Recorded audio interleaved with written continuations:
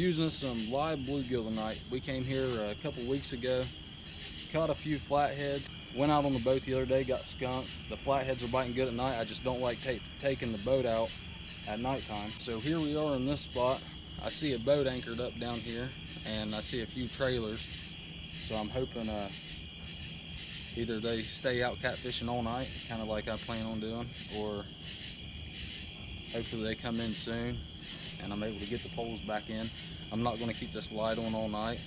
What I'm going to do is I'm going to set these drags, turn my clicker on, and kind of let the fish hook themselves, not pull all my line out of these reels. I use 40-pound Berkeley big game, and you can't get a whole lot of line on these at Boo Garcia's, so a blue cat will easily run this line out before I get to it. So I'm going to tighten the drag up, and I've got these beams out here that I'm able to lock the pole down and put it inside of.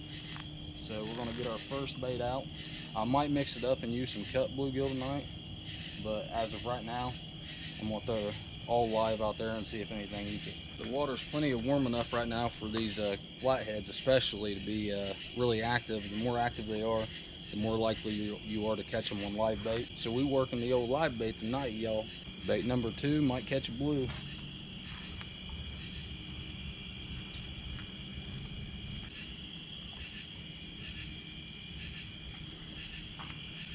Bait number 3 looks pretty good to me. But I'm gonna sit in the truck. I got me a little spotlight, and I'm gonna spotlight from the truck. I'm gonna keep the camera rolling and see if we can't catch some action. I'll come over here and hit this light. Got anything in the water still? No, you're good. I was just trying to get out of your way. How'd you guys do out there? We're just out cruising, we ain't fishing. Oh, gotcha. So there's one boat and one trailer that I didn't even know that was up here. So we still got 2 trailers. I've been here about an hour now, so I went ahead and put a cut bluegill on this pole to the right here. The other 2 bluegills, it took them about an hour to load up. That's me exaggerating. It probably took them about 15 minutes. These 2 was just floating around here in the water, crawfish and everything getting to them. But I tell you tonight, you ain't got to cast very far off this little bit of a drop off here. It's only about 25 foot out. And if you guys are familiar with the Ohio River, in most places it stays pretty steady all the way across. You would think it would get deeper. Sometimes it does, but not by a whole lot. In this particular spot, I think it stays pretty steady all the way across. It's about the same depth. Just by judging with the line falling, it's about 25-30 foot. It could be deeper. And this pole right here with the cut bluegill on it, it's probably only in 15 foot.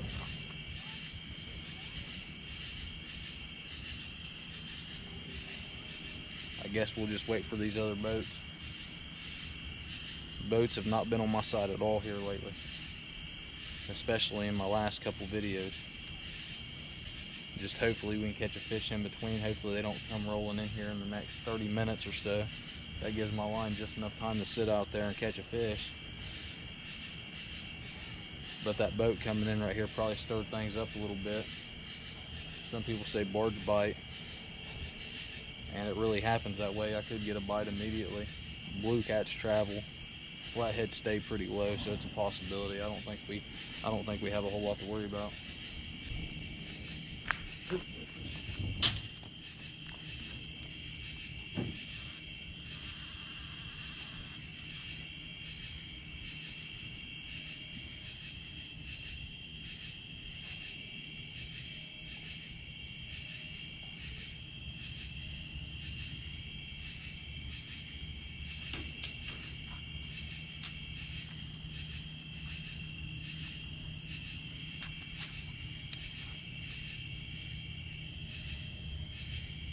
Feels like a pretty good fish on here. This is actually on that live bluegill.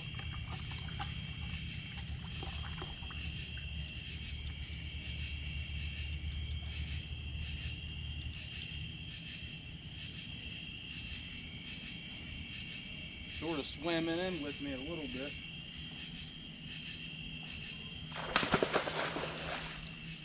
Yeah.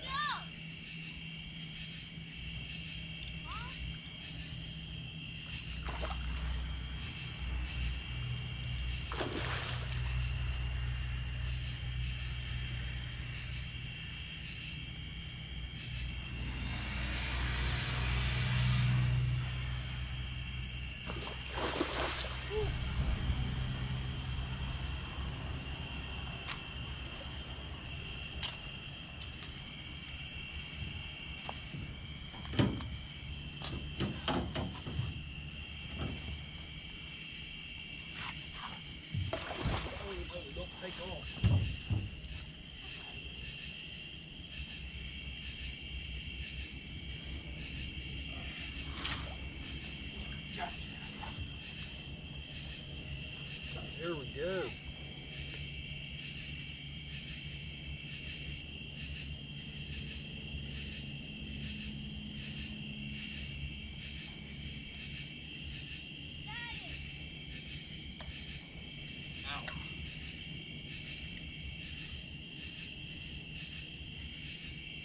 Daddy, on short trip.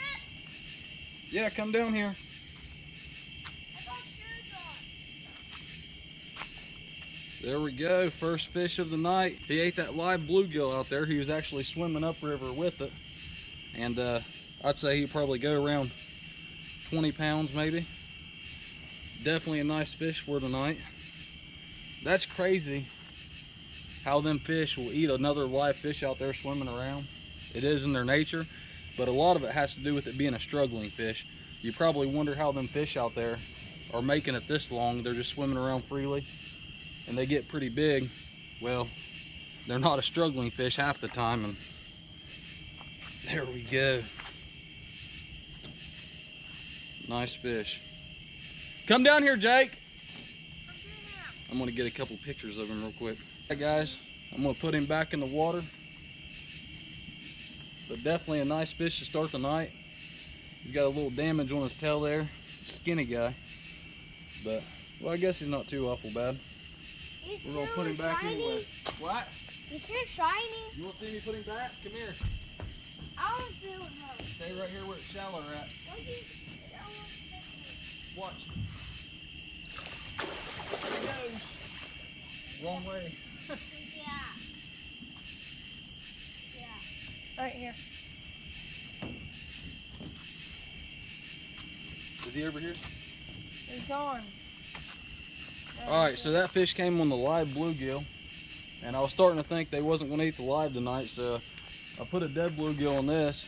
I don't have an aerator on the bluegill right now, but I'm going to throw another live one on there. And see if we can get another pole to go. Bait number 4, they're all still alive, and we're in business. Alright guys, so it's about 1 o'clock in the morning now. Been out here for quite a while. Not much action. I think I see one of the boats that's out on the water right now, about ready to come in.